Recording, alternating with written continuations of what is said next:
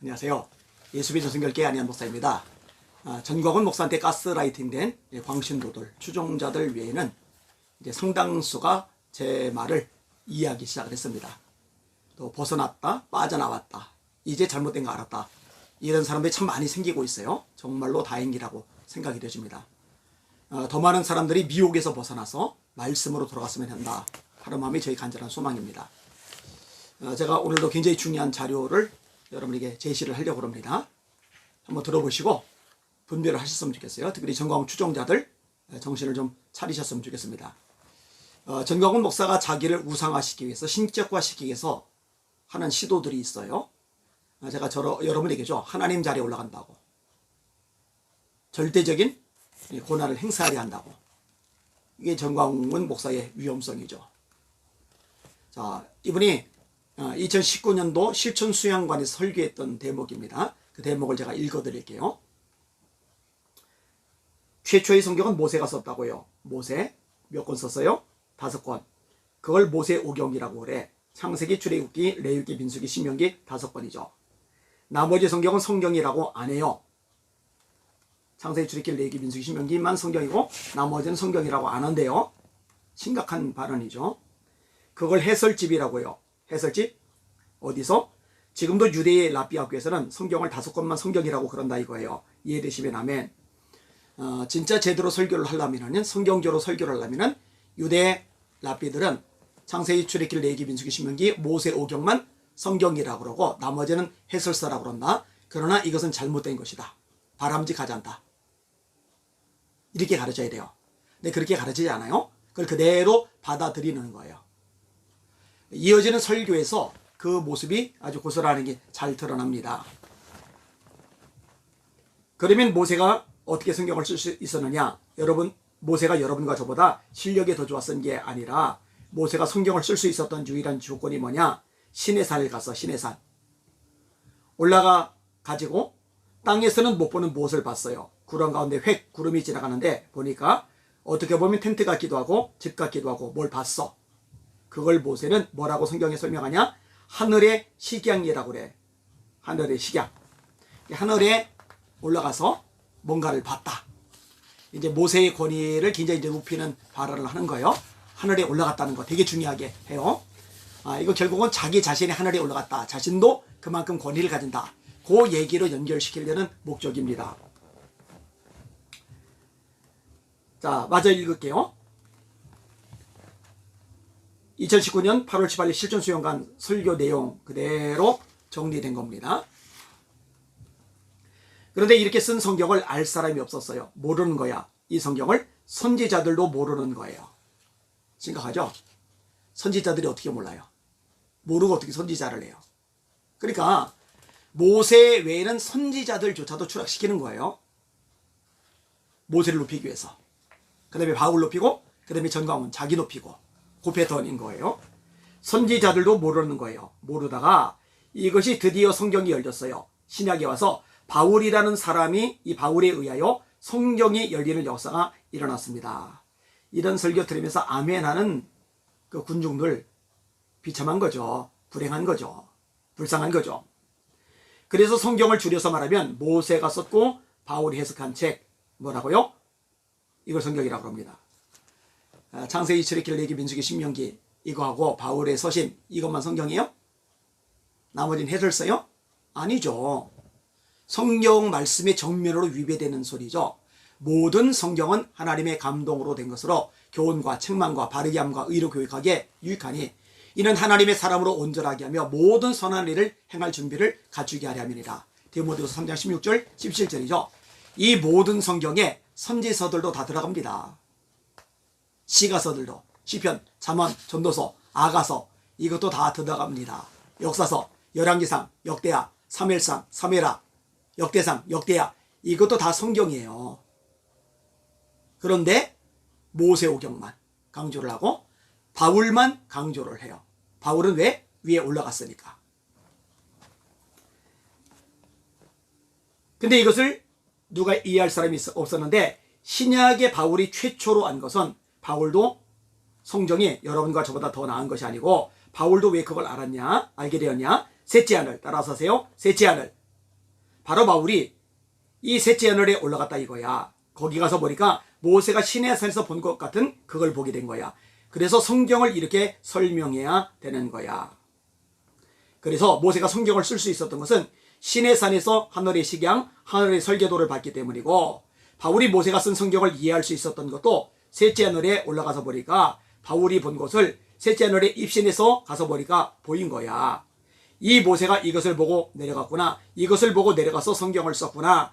그리고 바울이 동일한 것을 보고 내려와서 바울이 두 가지를 냈어요. 바울 서신 13권을 쓴 것입니다. 봤기 때문에 쓴 것입니다. 계속 강조되죠? 모세가 하늘에 올라갔다. 봤다.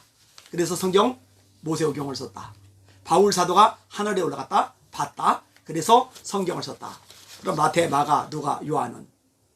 그것도 성경 맞아요. 베드로전서, 베드로서는 성경 맞죠? 야고보서는요. 성경 맞죠? 요한 1, 2, 3 성경 맞죠? 자, 마저 더 읽어드릴게요. 마유미 권사님, 제가요 중학교 3학년 때 69년도에 내가 처음 교회에 나왔다가 부흥에 참석했다가 성령의 폭발을 받고 입시를 했어. 하늘나라를 가게 됐다고. 이거 얘기하는 거예요. 모세 하늘나라 갔지? 그러니 성경 쓴 거야. 바울 하늘나라 갔지? 그러니 성경 쓴 거야. 그런 권위를 자기에게 부여요. 나도 하늘나라 갔어. 이게 핵심이라니까요. 하늘나라를 가게 됐다고. 사도 바울처럼 셋째 하늘 신령한 은사였다. 길게 아니고 한 15분, 10분 깜빡하는 사이에 장소는 행당여고 뒤에 있는 신성교회에서 김준기 목사님 부기를 할 텐데, 그때가 입신을 한번 딱 하고 나서 그 후에는 아무리 내가 천국을 보려 해도 안 돼. 새벽 1시, 2시 사이인데 깜빡 내가 드디어 하늘나라를 가게 된 거야. 입신을 하게 된 거야. 입신을. 할렐루야. 기상천외한 것을 보게 됐다. 기상천외한 것을 보게 됐는데, 거기서 내가 본 것이, 그때도 내가 자세히 말씀드렸는데, 내가 다음 언제도 내가 말씀 한 번 더 드릴 텐데, 근데 전체 주제가요, 거기에 1948년 8월 15일 이승만의 건국, 이승만의 건국이 정치적 의미가 아니라 하나님의 복음적 의미로 이 나라가 세워졌다는 거야. 내가 천국에서 보게 된 거야. 야, 참 하나님이 기상천외한 것을 보게 보여주신 거야. 정리됐죠? 뭐예요 결국은? 내가 모세급이야. 내가 바울급이야.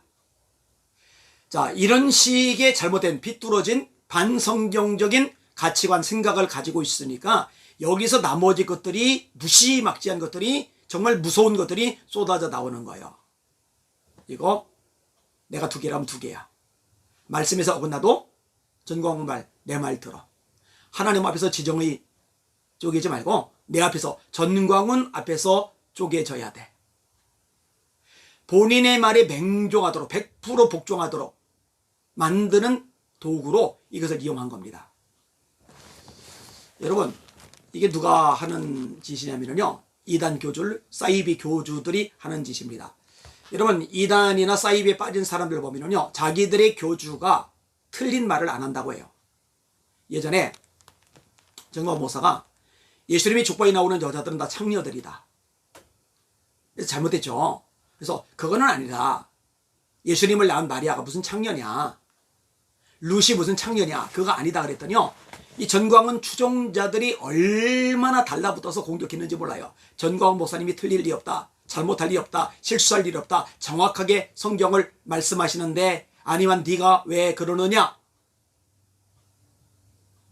제가 그때는요, 지금처럼 아주 구체적으로 전광훈 목사의 잘못을 드러낼 때가 아니었기 때문에 그런 반응에 충격을, 쇼크를 받았어요.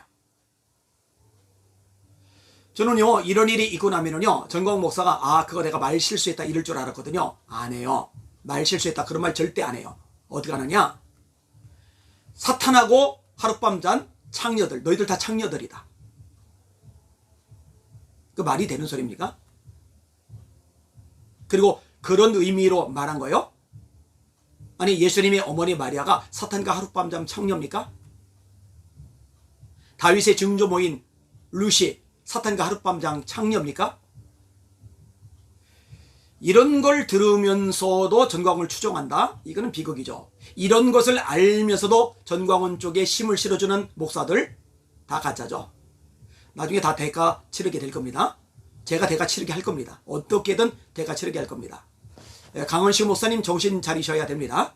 순복교단 총회장 어쩌고저쩌고 하시는데 제가 이 부분을요 아주 밝게 드러낼 겁니다. 수원 명성교회 유만선 목사님 교회에서 전광훈 성령이 나타난 집회가 있었죠. 제가 이 부분을 문제 삼으니까 교회 언론의 핵심 인물 중에 한 분이 저한테 연락을 주셨어요.